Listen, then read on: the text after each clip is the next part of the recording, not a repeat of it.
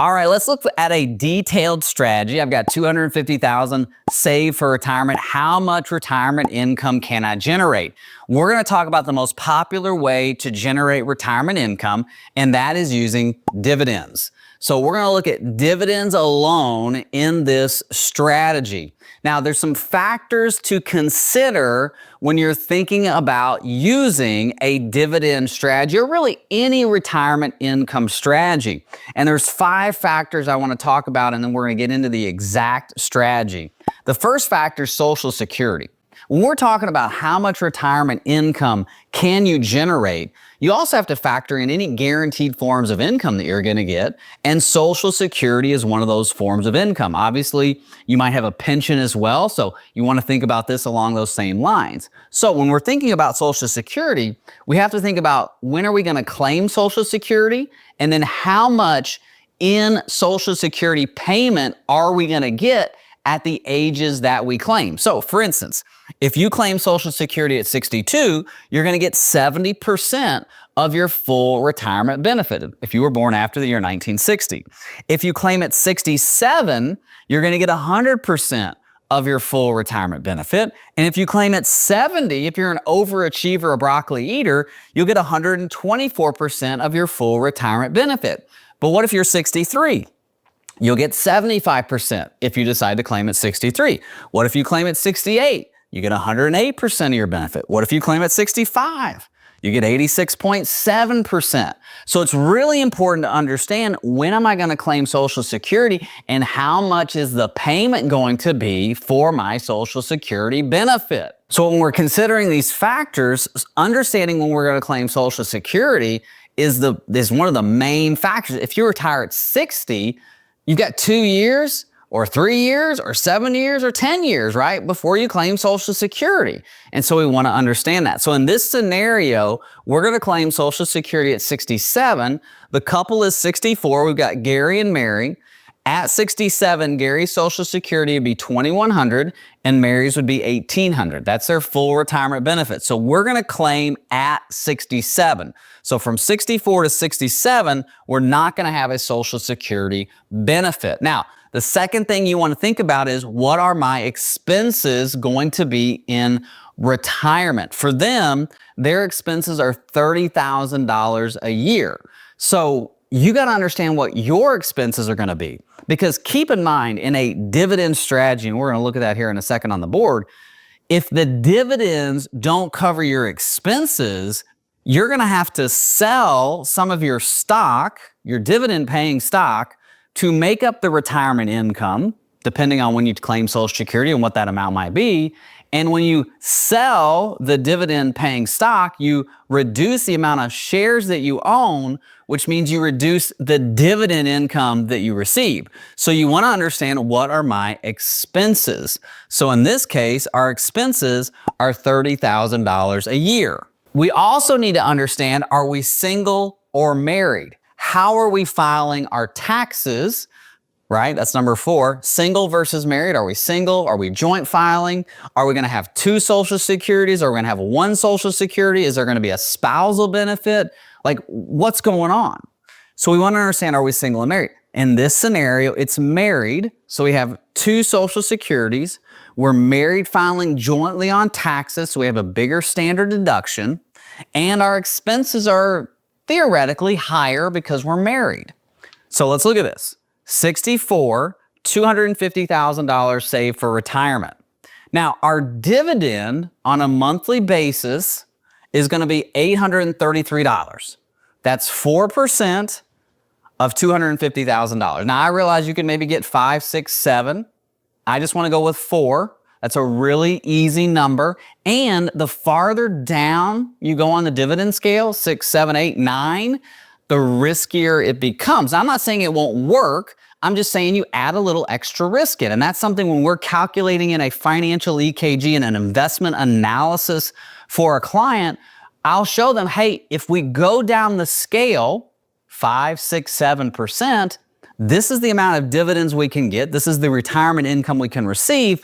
But this is the risk that it adds to the portfolio. So we're able to see that in real time. We're not able to go, we're not going to go, well, hey, it's going to add a little bit more risk. No, we're able to say, okay, your risk factor right now is a 55, let's say out of 100. But if we go down the scale for some extra dividend, 7, 8, 9, now it takes our risk factor from 55 to 70. And if we put that risk factor into Monte Carlo and then we look at sequence of return risk, what does that do to our overall retirement income and our retirement savings? Which is why we have the financial plan, the EKG. Again, if you want to get together with us, it's in the details below. So that's why I'm going to use 4%. Now, their expenses are $2,500 a month, so $30,000 a year, okay? Now, the average expenses for a married couple in retirement is about $55,000 a year. But what I've learned from doing this channel and reading your comments, so please keep commenting, keep smashing the like button, keep subscribing, is that your expenses are actually much less than what the averages say. And maybe that's just the people that follow our channel or whatever, but we're going to use that for this example. So that means we need $1,667 from somewhere, okay? Now, $250,000 saved for retirement is all they got, right? We've got a house, obviously. We've done a full EKG for this couple, so this is just kind of a snapshot on the board. But we have a house, but there's no rental income, there's no part-time job, there's no, pensions. So this $1,667 for the next 3 years, from 64 to 67, is gonna have to come out of this $250. So we're gonna have to sell some shares of our dividend-paying stock. Now we're gonna get dividends, but over this 3-year period, this number is gonna go down because we're gonna have to sell some shares of the stock in order to recognize the expenses that we need. So what you'll see is later on in their plan, we have less dividend income, but it's actually better for them because we understood when we're going to claim Social Security and we understood our expenses. So 64 to 67, our $250,000 goes to $194,154. Okay, that's where we go. Now, I want to put one caveat in this. The 4% dividend rate is on the $250,000. So that's what it's paying. If we can get 1, 2, 3, 4% rate of return on the money, meaning in the market, then this is going to last a lot. And this is going to look really, really good. I'm trying to strip this out just so you can understand how dividends alone work. And that's why we want to go through the full EKG, because we want to add in market assumptions, more detailed, to get a better outlook on all this. Okay? So again, this is just base case. We go from the board to the software. And that's when you're working with me and we're going through this in a detailed analysis. So we're at 194, 154 at 67 based on the 4% dividends. Now, here's what I want you to notice. See how the dividends went down to 579? Why did it happen? We had to sell some shares of stock. So we sold those shares of stock, but we also took Social Security. Okay, $3,900. That's this right here, right? 3,900, 3,900 bucks at 67. So we delayed until 67. Now we could have taken it at 64, and if we'd have done that, we'd have gotten 80%, right? If we take it 64, we'd have got 80% of that value there. Does that make sense? I don't know. That's what we do in the software. Again, we're just kind of high level on this right now. So 3,900 is Social Security, which means our expenses are 2,786. Right? With inflation, we're looking at a 3% inflation rate on this money, on the expenses. So they've gone from 25 to 27, which means, look, we have a positive cash flow. It's a positive cash flow of $1,711. You see that? Social Security plus the dividend minus the expenses is plus 1,711. So even though our dividend's gone down, we've claimed Social Security at the right time. And look at our money. From 67 to 77, $346,509. And that's with a rate of return of 0 on the money outside of dividends.